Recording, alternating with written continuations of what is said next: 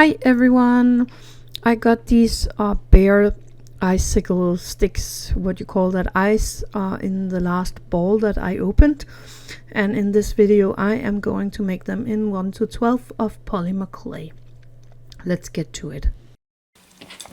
So I have two different ones here, so you can get them in different sizes, and you can also get another shape, and I'm gonna make one of these and one in that other shape as well, just because I like to have that. This one is around 11 centimeters and this one is only 8.5. So I'm gonna make some things in between that. So voice over me here. I rolled out a piece of agar clay and I'm using my ruler that is in 1/12, so I don't have to calculate how small this will be. I can just look at my ruler and take the 11 centimeters in the length, and that's what I have here. So now all I have to do is cut out 2 sticks, and then I have the 2 icicle sticks that I need. I am going to make a mold of these, but first I'm going to make sure I like the shape of these icicle sticks.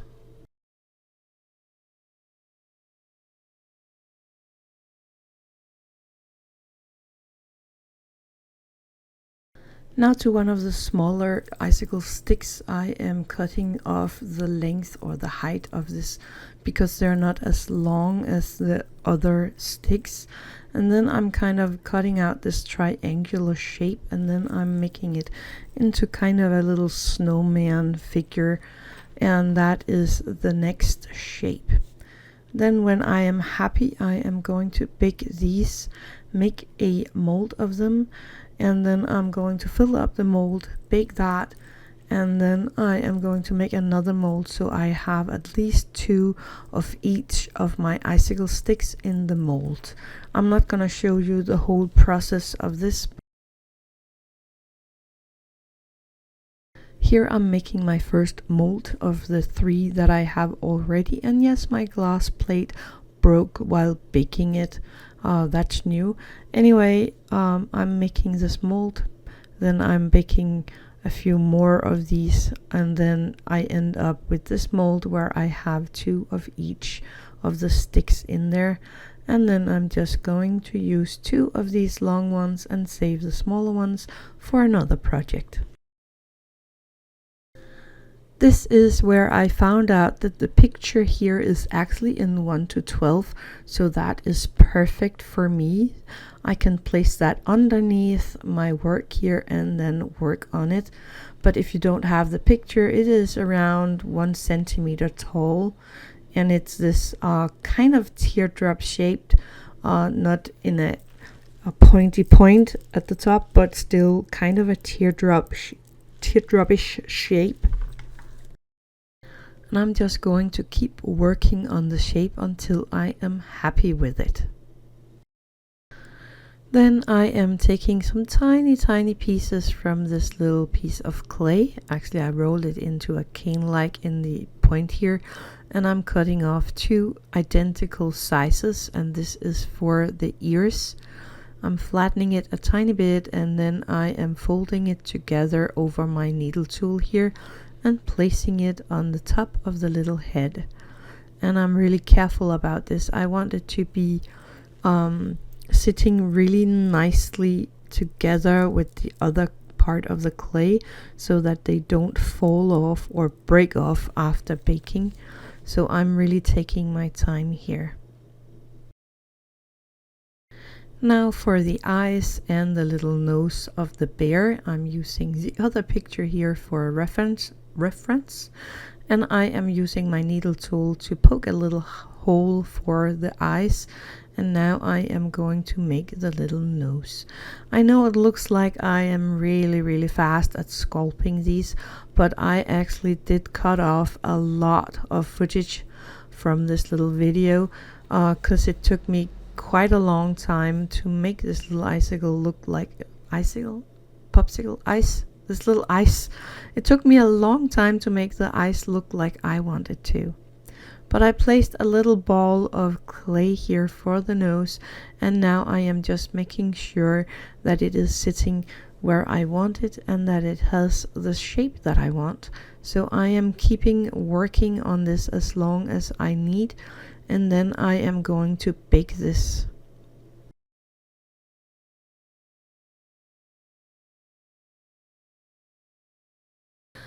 After it baked, I let it cool down and then I made a mold of it. Now I have my little bear in the mold, and I'm using some of my Bake and Bond for this. You can use the fimo liquid also, but I like the Bake and Bond better because it's more like a sticky glue, where fimo liquid can be soft and slippery and get you to have it all over. I placed another teardrop shape on top of the back side here, and I am shaping that until I am happy. I could take it out of the mold and make sure the edges are really pretty. I actually think I do that. Yes, I do. Making sure that everything is really nicely connected front and back. And I do this procedure 2 times so that I have the 2 eyes that we need. When I fill up the mold, I am first popping in the little icicle sticks in the space where there's room for it, and then I am popping in the brown clay after that, and this is just a normal brown clay. And I just broke my stick while sanding this one, but I am going to super glue that together. But I did sand the edges of both of my teddies. What I did not show you is that I rolled out a piece of light brown colored clay in a very, very, very thin, finely snake, and I baked that as well. And then after baking, I gave the outside of it a tiny bit of brown paint. And now I am going to take that little stick and I am chopping it up. And I'm really chopping it up. I want tiny, tiny pieces for these nuts that are going to be on the bottom part of these ice. So I am just taking my time and making sure that I have only small pieces here. Take your time with this because you want it to be nice when you have it on the ice. Ooh, that was rhyming. Then I took out my paint and I made a brown that was matching the one on the picture here. I had to put in a tiny bit of white because mine was a little too dark, and I just swatched it there and I like it. I have these magnetic clamps here, so I am just clamping the stick of my ice into one of those.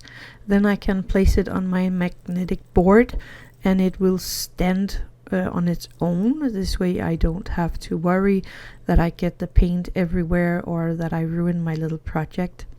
So I am going to paint this little bear all over for the layer of chocolate that is outside, on the outside of the bear. Then when I have painted every little nooks and cranny, I am going to take a tiny bit of this little chopped up nuts that we have made, and I am going to drizzle that on the bottom part here of the bear, just like on the picture that we have. And I'm gonna do this for both of these bears. When the paint is all dry, the nutty things are going to stick into it, so that is pretty neat. Then I am using my fimo glaze to glaze everything here to make it look a little wet and cold and ready to eat. Then I'm gonna let that dry again, and I'm doing this on both of my ice. I could stop here and just leave them as is, but I was thinking about making a little bag for them. So I have this cellophane, and I am cutting out a piece of that, folding it on the middle and placing it into my metal clamp. Cutting off the excess here, taking my little tea light, and I'm gonna turn that on. And with the little tea light and the back here in the clamp, I can actually weld this together just by placing the clamp here over the tea light, and everything on one side of the clamp will melt and make this little connection, and everything on the other side of the clamp will not melt at all. So that's why I am using the clamp.